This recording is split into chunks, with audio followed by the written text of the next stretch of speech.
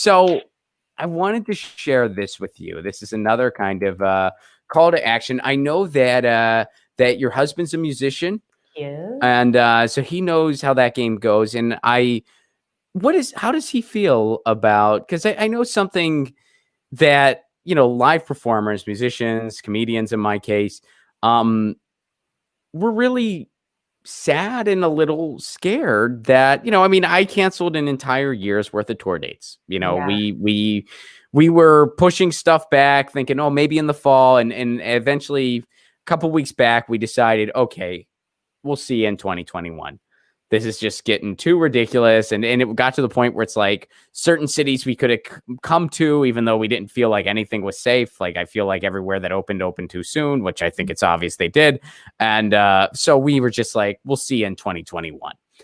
And a lot of the venues might not still be standing, which is so sad. And so just, you're just seeing the gutting of culture. And it's really, absolutely. I think that's the best way. Do you get nervous? I get nervous when I walk around my neighborhood and I think everything might be a Starbucks and a Cheesecake Factory next year. Mm-hmm. It genuinely bothers me. And we have to be so careful right now, but I make the effort to try to get takeout from a local business once a week. And I make sure it's somewhere local that I want to support. It doesn't have to be only from my neighborhood. It can be from a different neighborhood, like just a restaurant I like in the area, whatever. But I try to make sure like a mom shop versus a big chain restaurant. Yeah. Right. And I don't go to chain restaurants often anyway. Like it's something I seldom, if ever, do.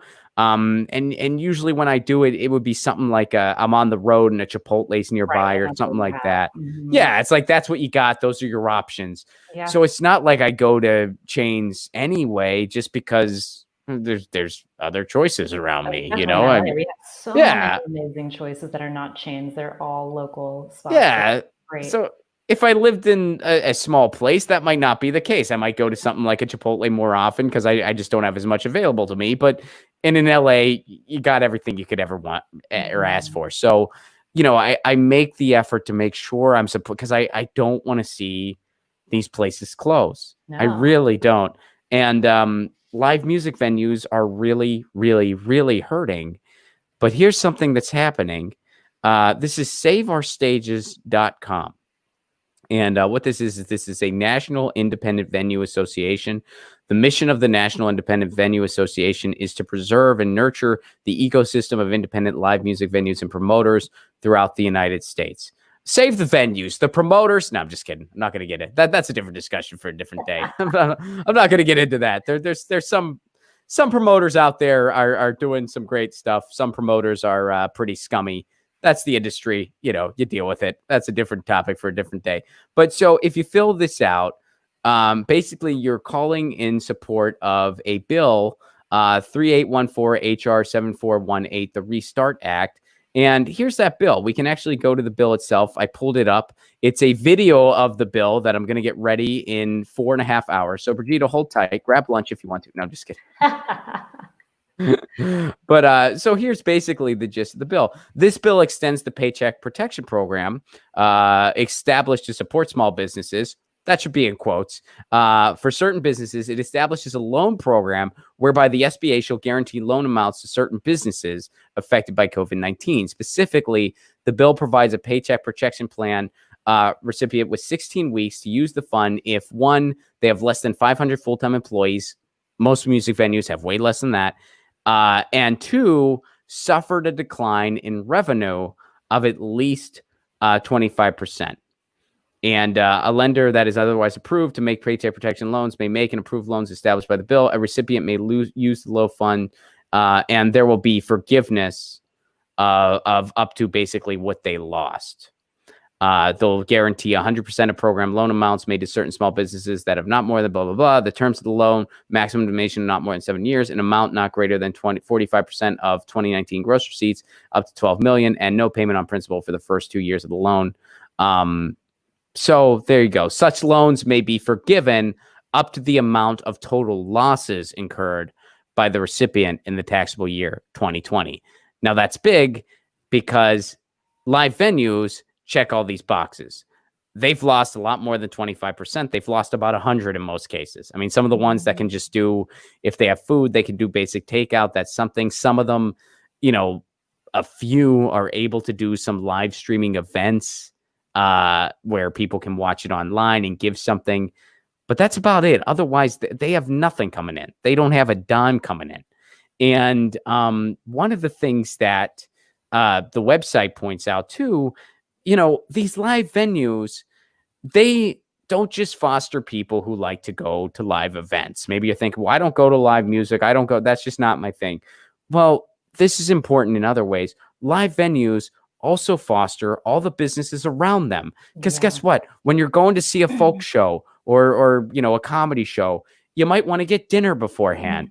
You're going to go somewhere nearby so you can walk over to the venue. You might want to get around beforehand because, drinks at the live venue are usually a little more expensive. You might want to grab a quick pregame round at the bar nearby, or maybe you just want to talk easier. So there's statistics out there where the businesses around the live venue, they go up whenever that venue has an event. They see about a 12% increase that night that they wouldn't have seen otherwise, in some cases more.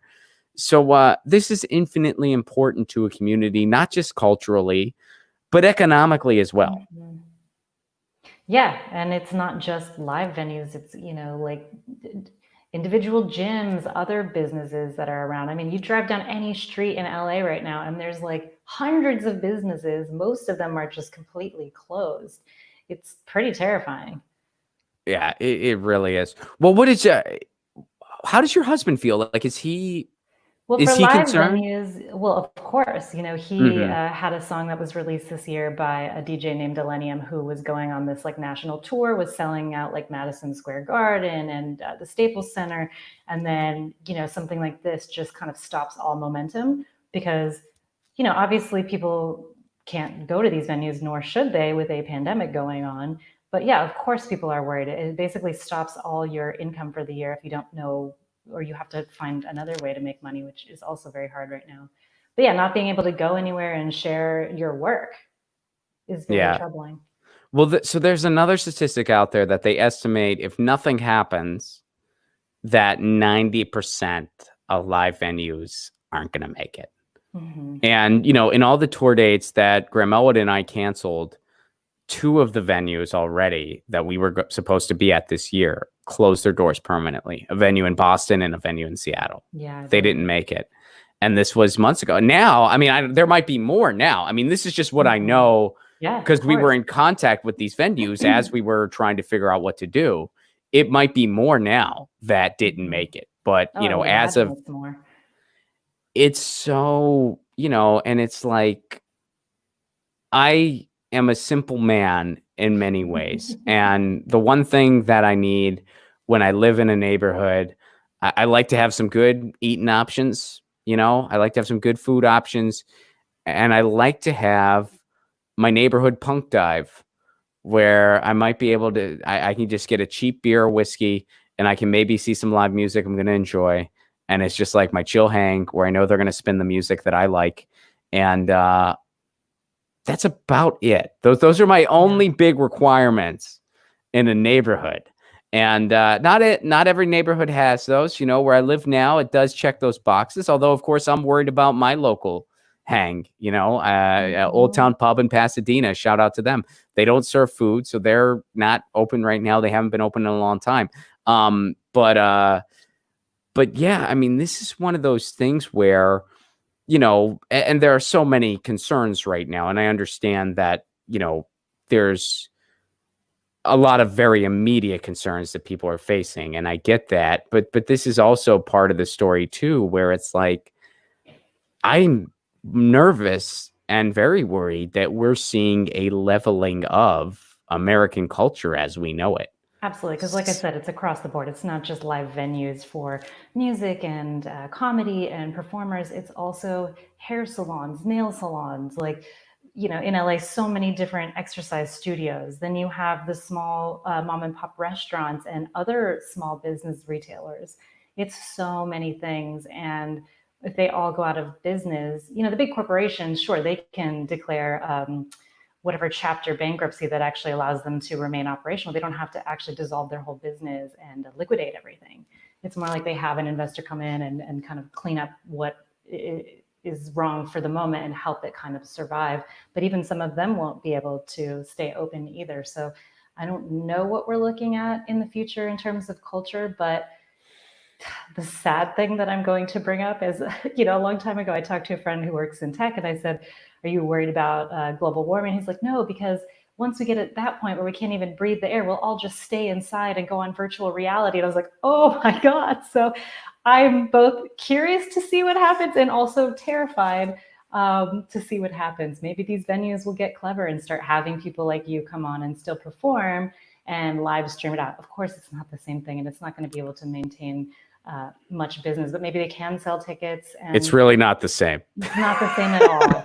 I'm not even trying to say that it is, but I would hope that they can come up with a creative solution in the short term to allow them to stay afloat and survive to the long term. Well, here's the thing, and I'll say this to that. It's not the same, but it's a lot better than nothing. Exactly. If there's a clever way to do it for the next, a year and a half, maybe 2 years that we have to deal with this, that would absolutely be better. And of course, they're not all going to be able to stay open on some kind of alternative business model like that. But there maybe are some short-term creative solutions. And also, hopefully that stimulus package will actually help people and unlock funds for the people who actually really help do need the right people. Not these big companies, not these massive, Ivy League universities that are already profiting. They don't need the money. Yeah. Get your news on with Ron. Don't you want to know what's going on? We're getting our news on today. Get your news on with Ron. Don't you want to know what's going on? We're getting our news on today. You can tweet me an article at Ron Placone. We'll go through it together and make it our own. Get your news on with Ron. Don't you want to know what's going on? We're getting